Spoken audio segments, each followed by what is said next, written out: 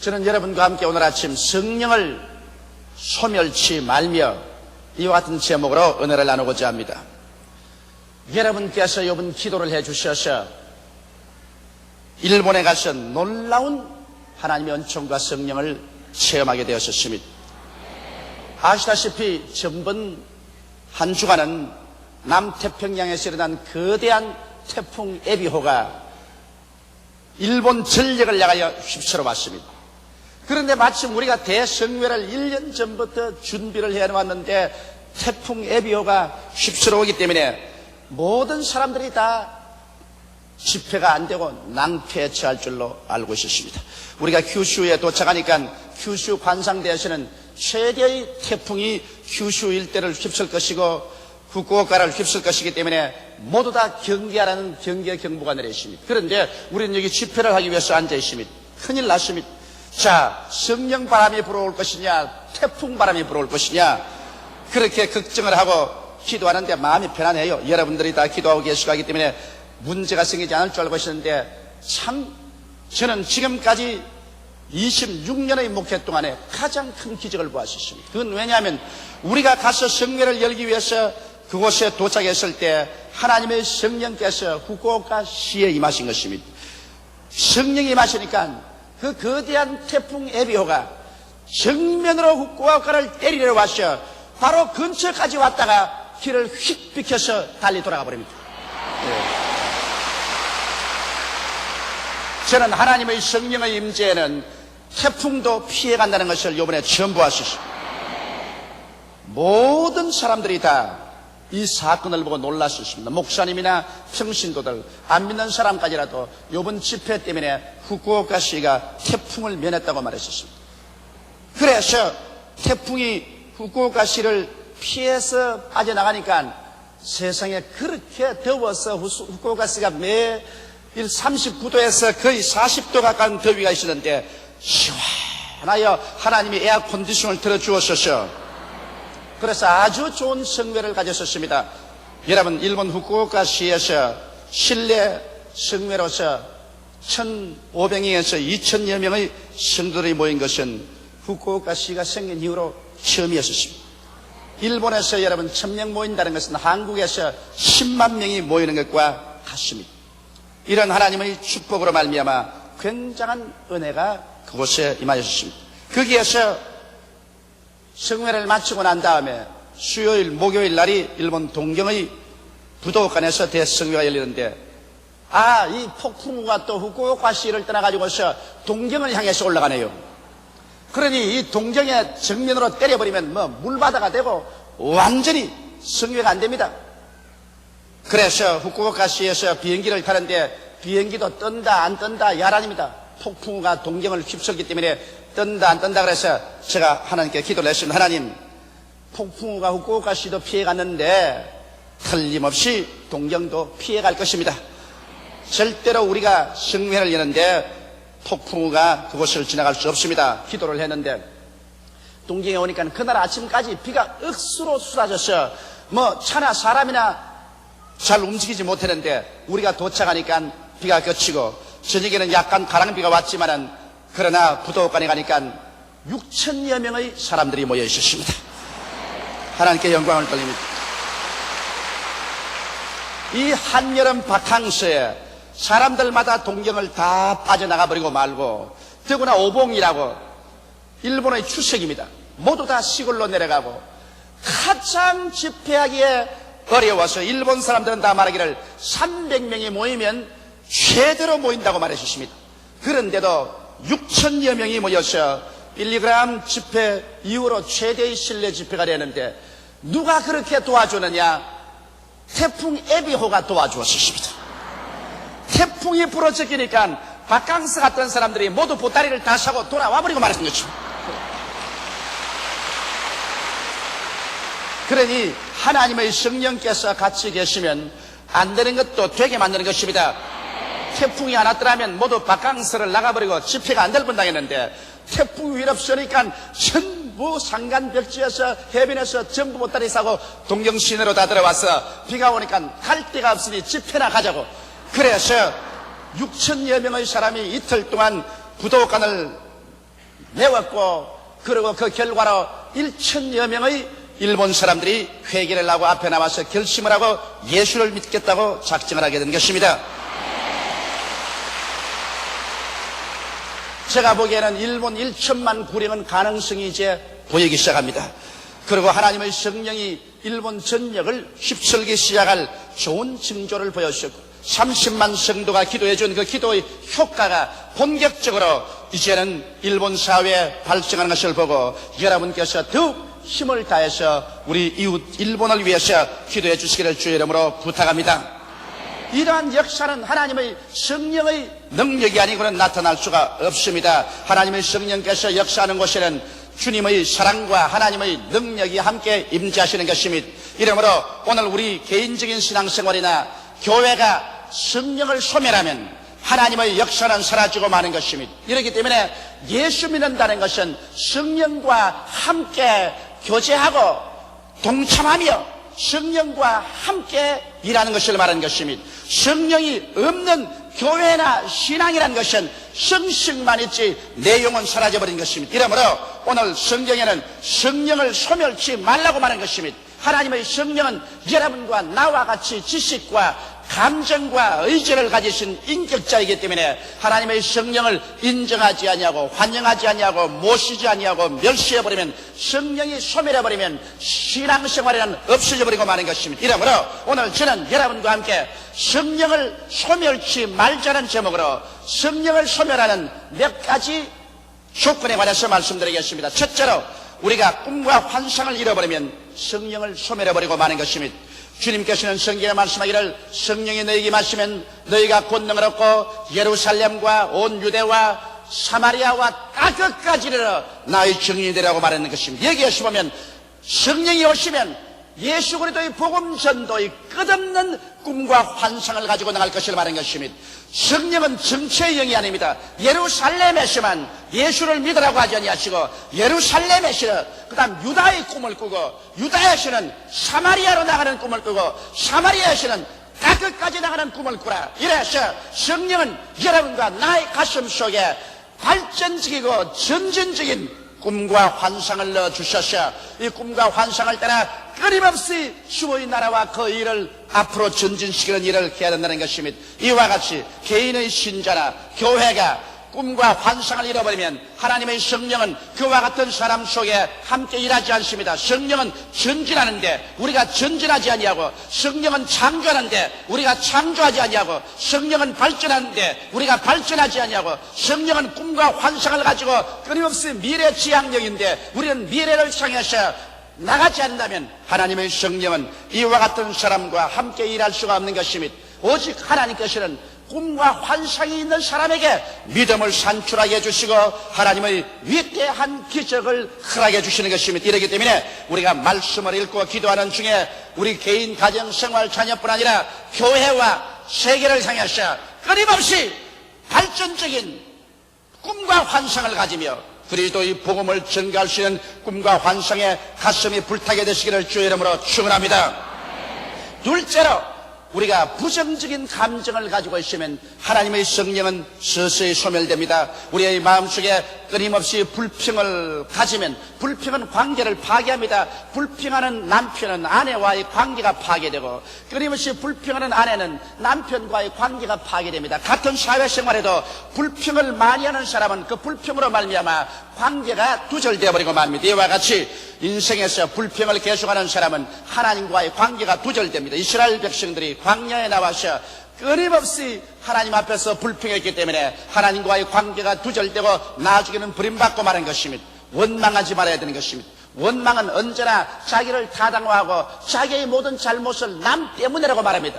부모 때문에, 남편 때문에, 아내 때문에, 자식 때문에, 이웃 때문에, 나라 때문에. 그래서 끊임없이 남 때문에 자기를 타당화하고 남을 원망하는 이러한 생활은 나아가서 나중에 하나님조차 원망하게 되는 것입니다. 아담은 하나님을 원망해서 하나님 때문에 선악과를 먹었다는 것입니다. 하나님이 지으신 하와가 내게 선악과를 따줌으로 내가 먹고 타락했다고 말한 것입니다. 이와 같이 원망이란 나중에 하나님까지 그쳐 올라가는 것입니다. 원망할 때 성령은 소멸되는 것입니다. 미움이 있을 때 성령은 소멸됩니다. 미움은 정신적인 살인입니다. 이렇기 때문에 살인하는 자와 성령은 같이 하지 않은 것은 성령은 사람을 살리기 위해서 와 있기 때문인 것입니다. 성내는 것은 불의한 것입니다. 성경은 말하기를 성내는 것이 하나님의 의를 이루지 못한다고 말했습니다. 우리가 끊임없이 화를 내고 성을 내면 하나님의 성령께서는 그러한 곳에서 소멸되어 버리고 마는 것입니다. 이러므로 부정적인 감정인 불평이나 원망, 미움, 성내는 이러한 상황 속에 계속 살면은 하나님의 성령은 소멸되어 버리고 마는 것입니다. 셋째로 우상 숭배자가 되면 하나님의 성령은 소멸되는 것입니다. 여러분, 우상 숭배는 영적인 간음인 것입니다. 왜냐하면 우리는 예수 그리스도와 정혼한 사람으로서 오직 예수 그리스도만 마음을 다하고 뜻을 다하고 정성을 다하고 목숨을 다하여 섬겨야 될 것인데, 예수를 섬기는 마음이 돌아서서 우상을 섬기면 이건 영적인 간음인 것입니다.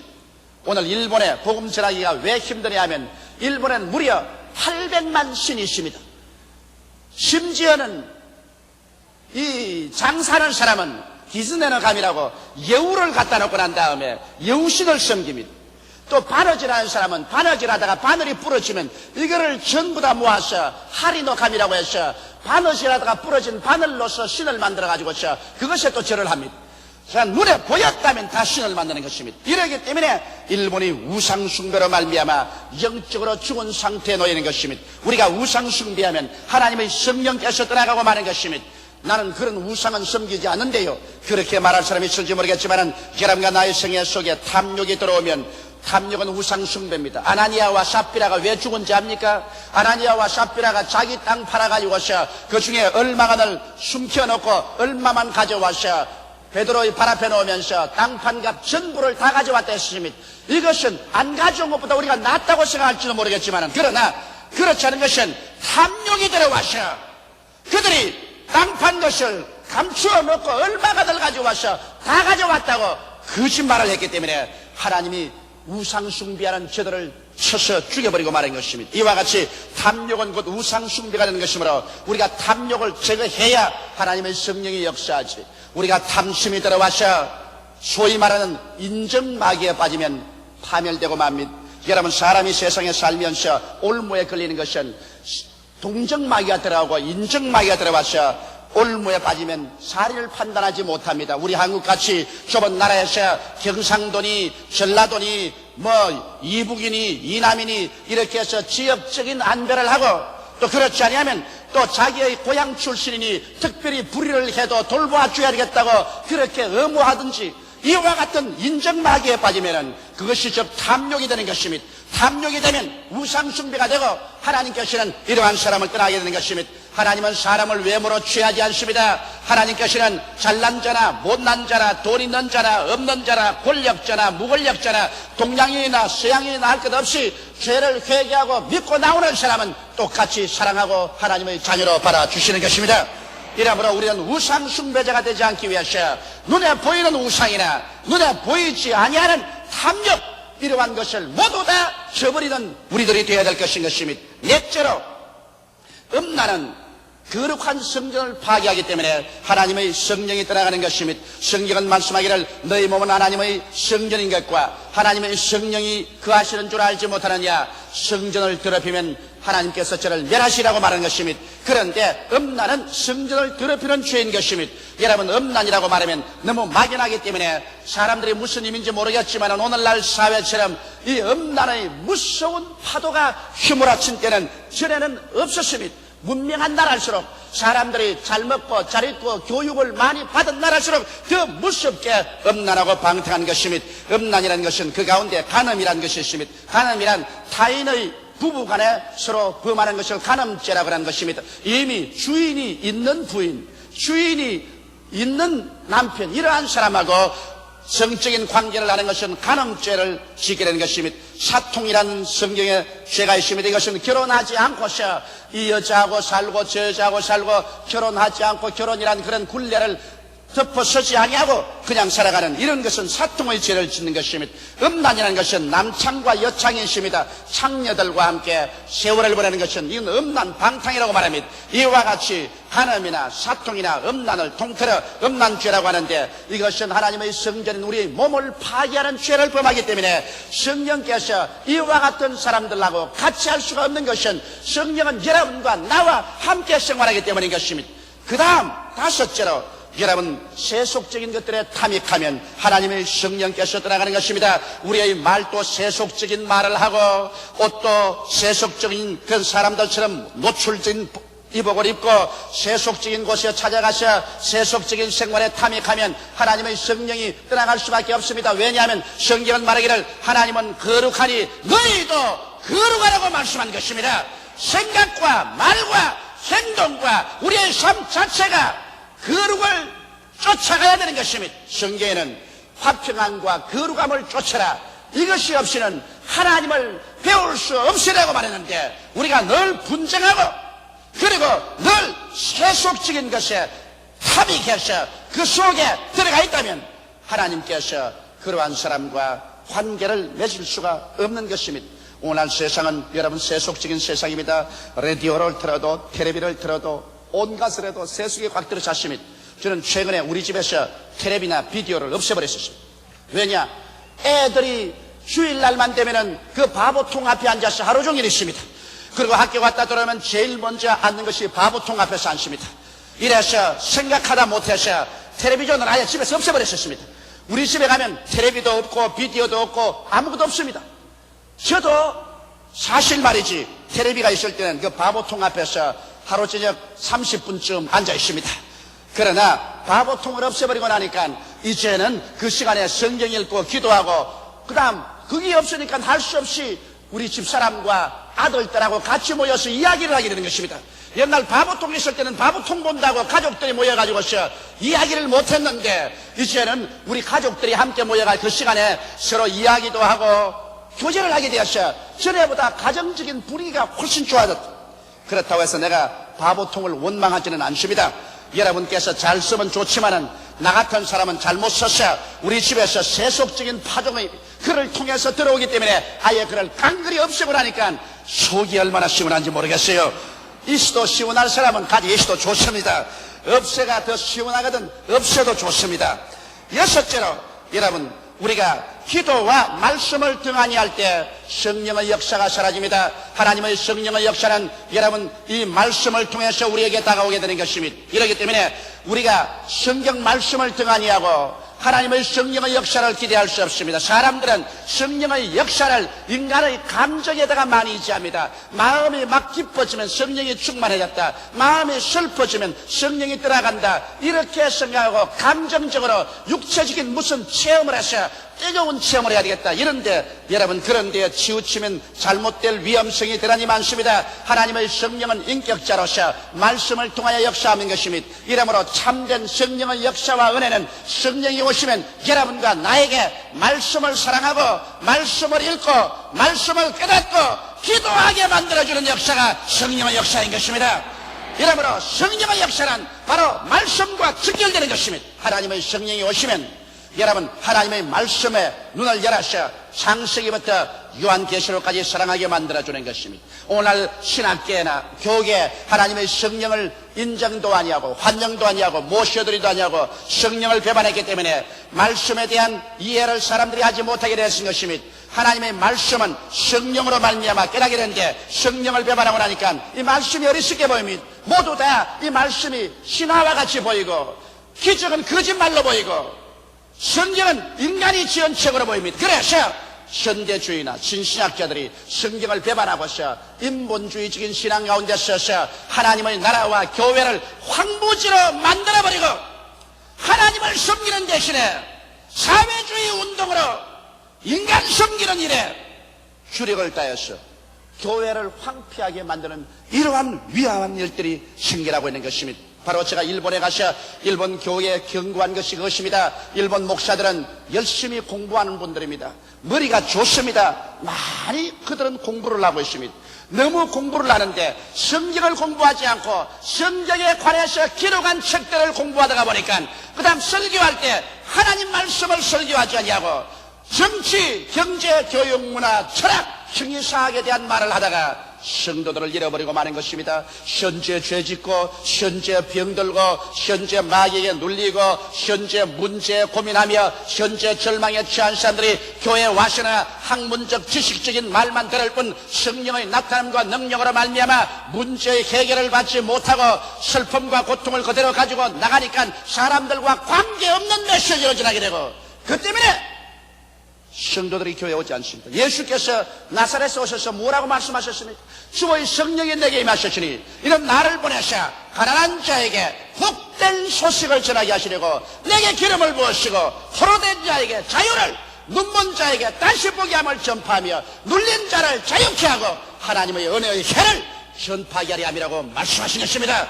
이러므로 그리스도의 복음은 하나님의 성령의 능력으로 말미암아 앓는 자, 고통당하는 자, 절망한 자, 죄악에 떨어진 자, 마귀에 포로된 자들을 놓아주고 살려주고 치료하고 그들 속에 믿음과 소망과 사랑을 넣어주어서 하나님을 뜨겁고 열렬하게 사랑하며 그리스도의 영광을 위해서 살게 만드는 이것이 하나님의 성령의 역사인 것입니다. 이러므로 하나님의 성령께서 오셔서 말씀을 통하여 그러한 일이 일어나도록 믿음을 넣어주십니다. 믿음은 들음에서 나며 들음은 그리스도의 말씀으로 말미암는 것입니다. 그리고 성령이 오시면 기도하게 만들어주시는 것입니다. 기도하지 않고 성령과의 교제가 이루어질 수는 없습니다. 오늘날 시대에는 여러분 사람들이 너무나 기도하지 않습니다. 이것이 오늘날 교회의 가장 큰 병폐인 것입니다. 집에서 아침에 일찍 일어나서 하나님과 함께 1시간 이상 개인적으로 기도하지 않습니다. 교회에 모여도 기도하지 않고 찬송 네 곡 부르고 설교 듣고 난 다음 광고 듣고 기도하지 않고 헤어집니다. 기도하지 않고 성령과 어떻게 교제가 이루어집니까? 여러분 우리 이웃이 서로 만났을 때 서로 대화하지 아니하고 어떻게 친해질 수 있습니까? 사람이란 만나서 대화하면 할수록 서로 이해하게 되고 서로 친하게 되고 서로 함께 일할 수 있게 되는 것입니다. 이와 같이 하나님의 성령과도 우리가 기도해야 더욱 친해지고 성령과 함께 손을 잡고 그리스도의 나라와 의를 위해서 일할 수 있게 되는 것입니다. 이러므로 오늘 이 시간에 기도와 말씀을 등한히 할 때 성령과의 교통은 끊어지는 것입니다. 성경에는 바울 선생께서 말씀하기를 하나님 아버지의 사랑과 예수 그리스도의 은혜와 성령의 교통하심이 너희 무리와 함께 있을지라고 말씀하는 것입니다. 이러므로 성령의 교통하심은 오순절날 이후로 2000년 전부터 벌써 교회 가운데 와 계신 것입니다. 성령은 예수 그리스도를 구주로 모실 때 여러분과 나의 속에 들어와 계신 것입니다. 그러므로 우리는 성령과 함께 친면해야 될 것입니다. 성령과 함께 우리 개인 생활이나 교회 생활에 동급해야 될 것이요. 성령과 함께 일체가 되어서 살아야 될 것입니다. 하나님의 성령은 구말리 장천 멀리 떠나 있지 않습니다. 여러분 속에 와서 계신 것입니다. 여러분과 함께 계시는 것입니다. 여러분은 이 세상을 떠날 때까지 하나님의 성령을 회피할 수가 없습니다. 하나님의 성령은 여러분과 함께 계셔서 더우려 먹고 마시고 자고 깨고 생활합니다. 이러므로 성령을 슬프게 하지 마십시오. 성령을 소멸시키지 마십시오. 성령과 함께 사십시오. 하나님의 성령님을 인정하고 환영하고 모셔드리고 의지하며 감사드리십시오. 그럴 때 성령께서 위대한 능력으로 여러분을 붙잡아줌으로 말미암아 여러분의 영이 찬미로 충만하고 여러분의 생각이 예수 그리스도와 말씀으로 충만하게 만들어 주시고 여러분의 육신의 정욕을 성령께서 멸하여 주셔서 거룩하고 신령하고 깨끗한 삶을 살게 해주는 것입니다. 성령의 능력 없이 오늘날 신앙생활을 할 수는 없습니다. 저는 한국에 있을 때나 외국에 있을 때나 복음을 전가할 때 하나님의 성령께 죽도록 의지합니다. 이번 후쿠오카에서도 동경 부도간 성회에서도 제가 나가기 전에 성령이여 나는 못합니다. 영혼을 구원한 일을 내가 어떻게 한단 말인 것입니다. 하나님의 말씀을 내가 어떻게 능력 있게 전파할 수 있습니까? 성령이시여 성령께서 저와 같이 계십니다. 성령은 저희 선배 동업자입니다. 저를 돕는 자인 것입니다. 성령님 인정합니다. 환영합니다. 모시드립니다. 의지합니다. 저와 함께 나가주셔서 예수의 복음을 전하게 하여 주시옵소서.